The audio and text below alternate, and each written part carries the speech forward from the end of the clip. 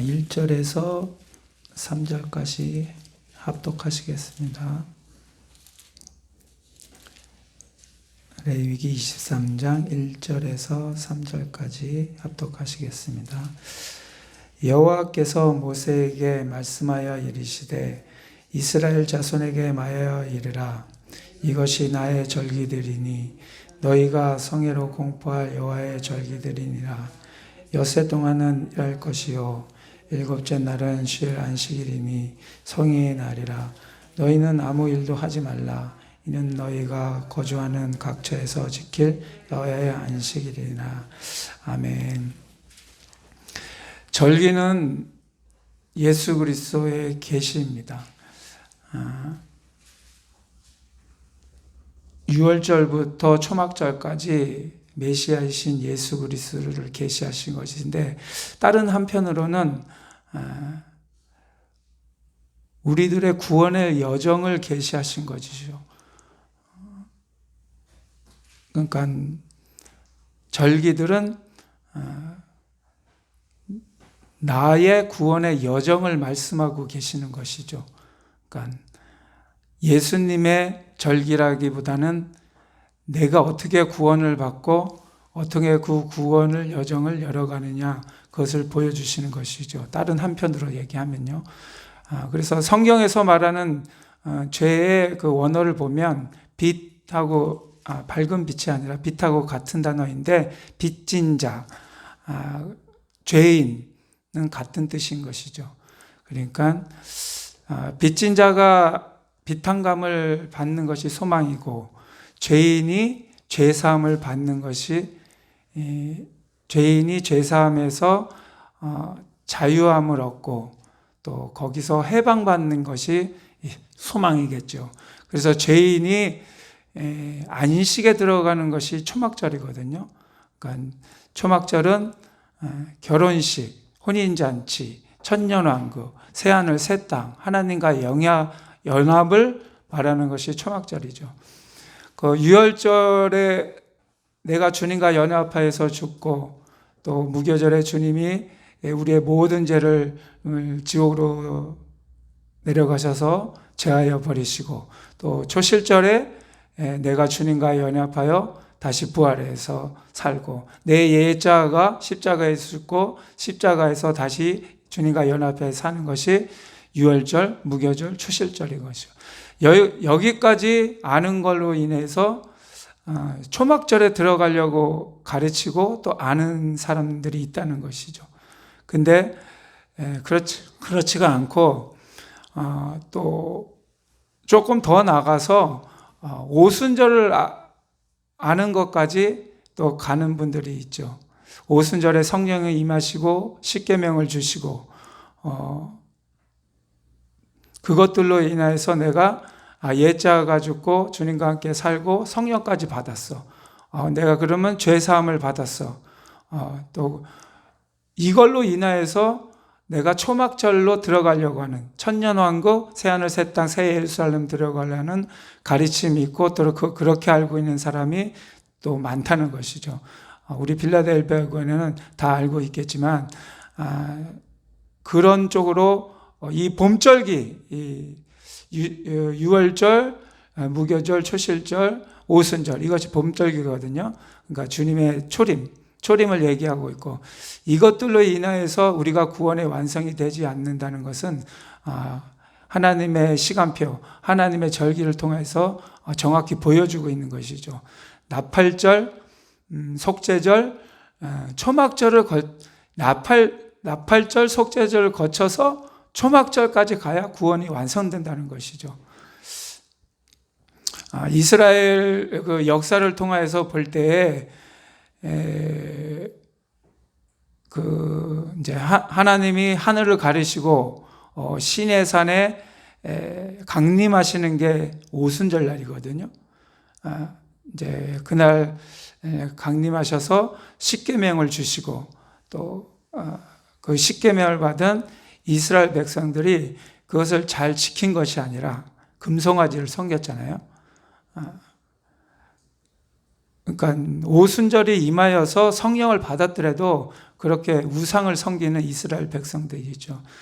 그래서 모세가 노하여서 그 첫 번째 돌판을 깨뜨리고 다시 시내산으로 다시 올라가죠. 두 번째 돌판을 받으러. 하나님이 너희들의 그 패역한 그것들을 인해서 다 멸하실 것이다. 노아 때와 같이 한 사람도 남기지 않고 노하실 것이라고 분노하셨잖아요.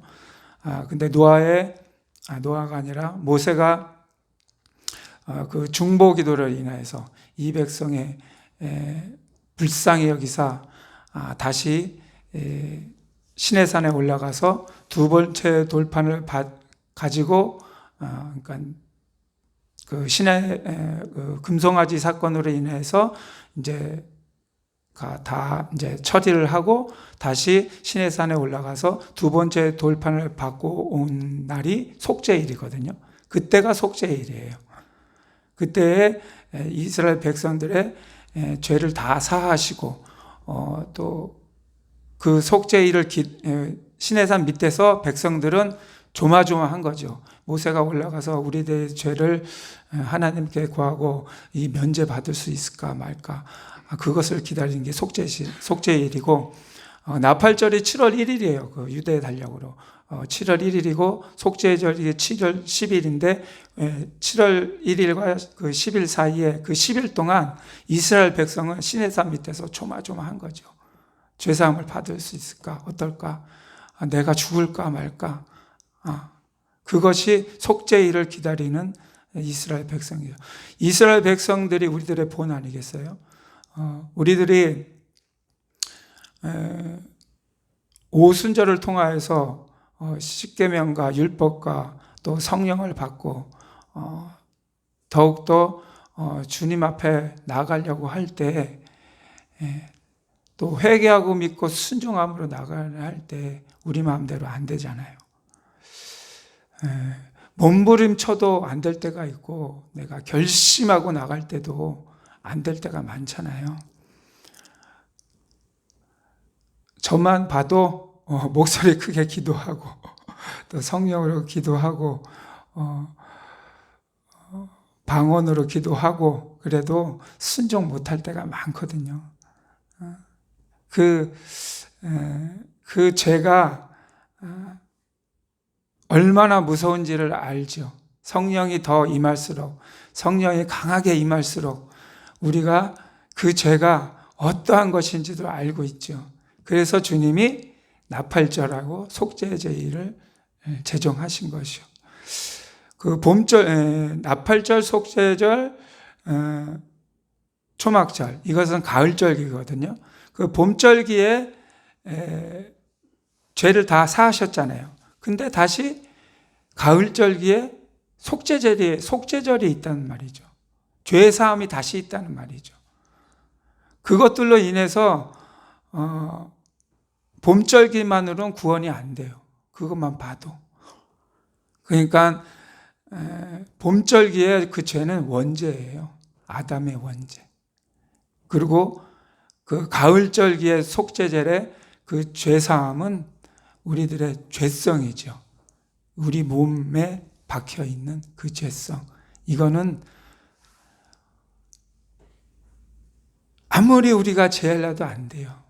십자가에서 우리가 죽어야 돼요. 죽어야만 할 수 있길래.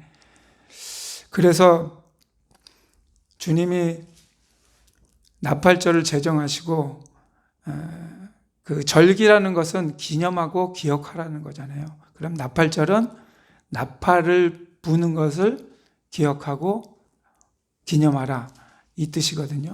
그럼 나팔절 처음 부는 게 어느 때냐면 아까도 말씀드렸지만 그 오순절 날, 그러니까 시내산 강림하실 때 그 빽빽한 구름과 번개와 우레와 그때에 나팔을 불거든요. 그때 처음 나팔을 불어요. 그때가 오순절이고 구약에선 그렇고 신약에서는 마가의 다락방, 그 성령 강림하실 때 그때에 나팔을 그때의 오순절이고, 그래서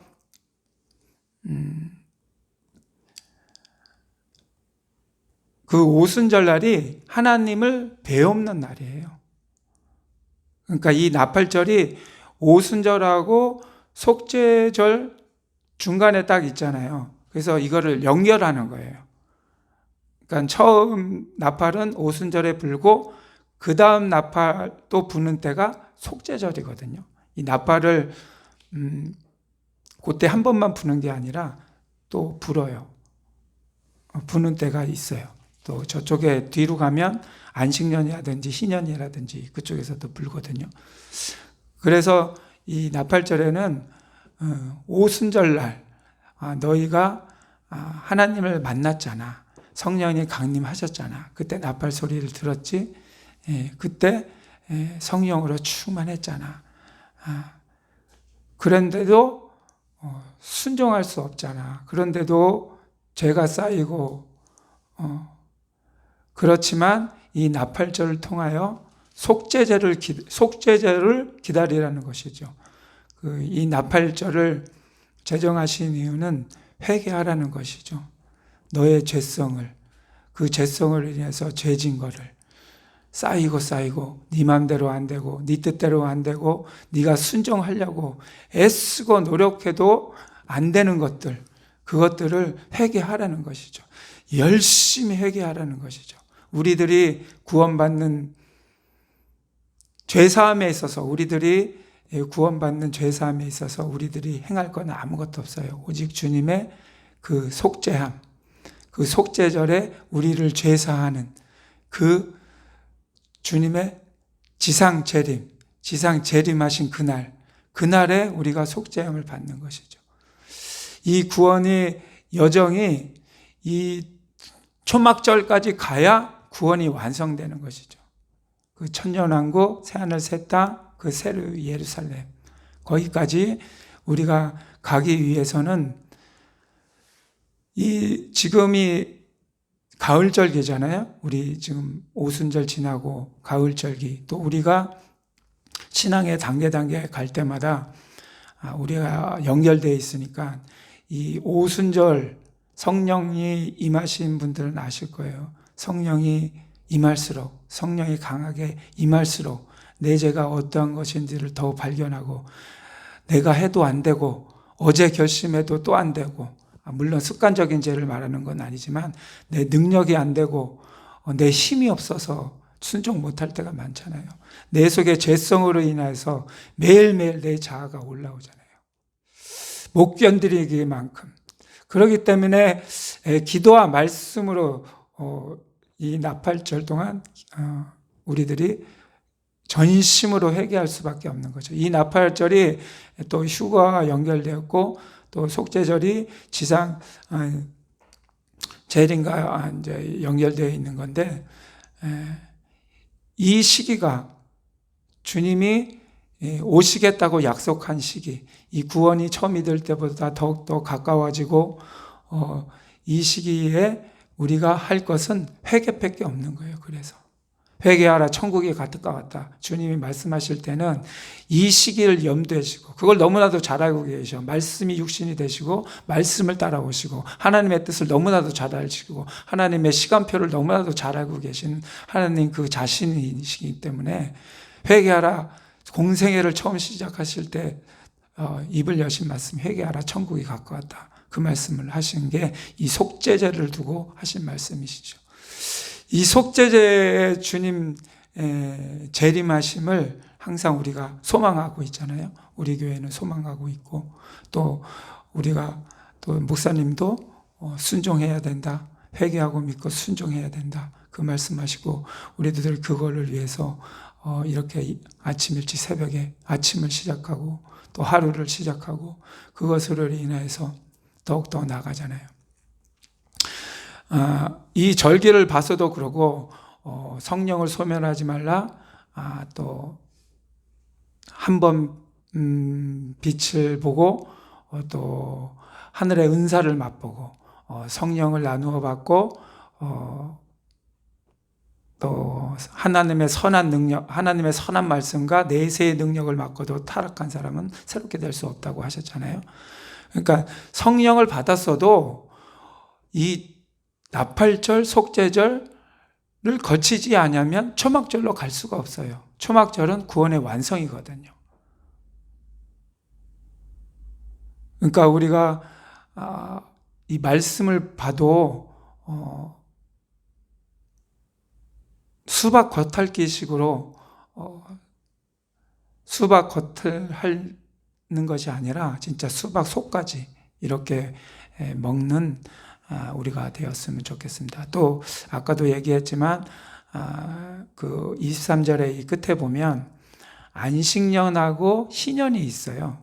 그 안식년하고 희년이 속죄일에 시작하거든요. 그 속죄일이 나팔절이 7월 1일이고 속죄일이 7월 10일인데 이 안식년하고 희년을 1일에 시작하지 아니하고 10일에 시작해요.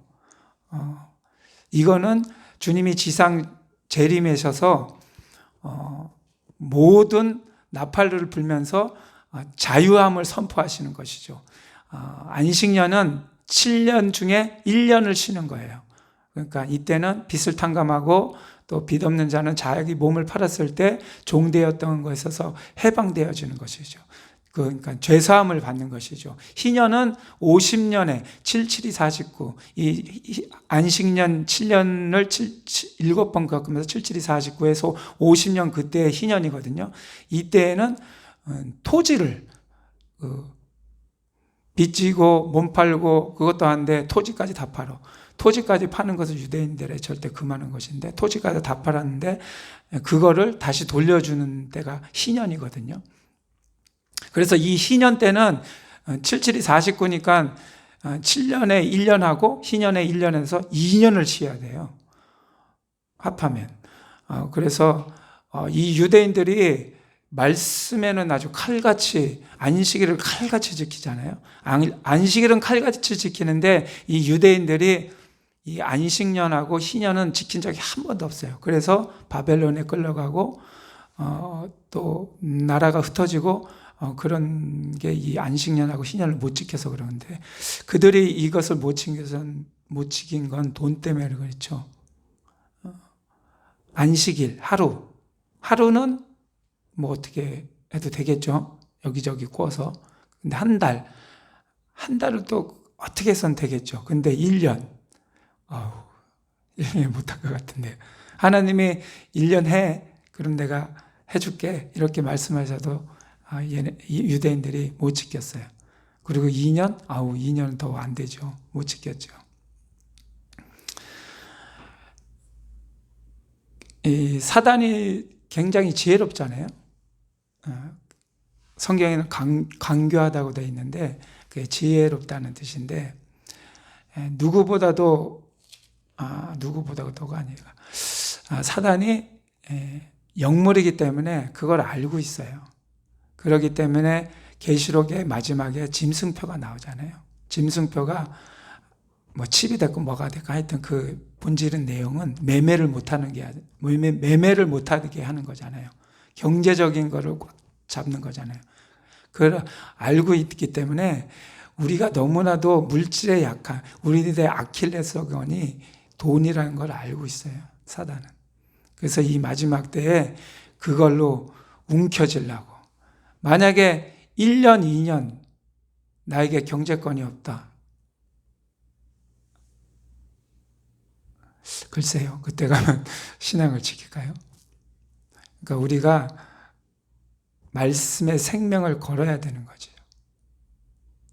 끝날에 우리가 말씀의 생명을 걸지 않으면 말씀에 가감하지 않고 목사님도 가감하지 않고 전하시지만 우리도 가감하지 않고 순종해야 되는 것이죠. 그리고 하나님이 예수님이 그러한 자를 찾으시고 또 그러한 자를 또 들려 올리실 거라고 믿습니다. 또 그런 시간표를 짜 놓으시고 또 그러한 본을 이스라엘을 통해서 보여주시고. 그러니까 이때 우리가 신부단장 또 예수님 재림을 준비하자. 그게 회개예요. 우리가 무슨 주님 나라와 의를 위해서 물론 선교도 하고 주님 나라와 의를 위해서 사업도 하고 큰 일을 하고 그것도 중요하지만 그거는 부수적인 거고 주면하시는 거고, 우리가 이때 정말로 회개하지 아니하면 내 성령님이 진리의 성령님이잖아요.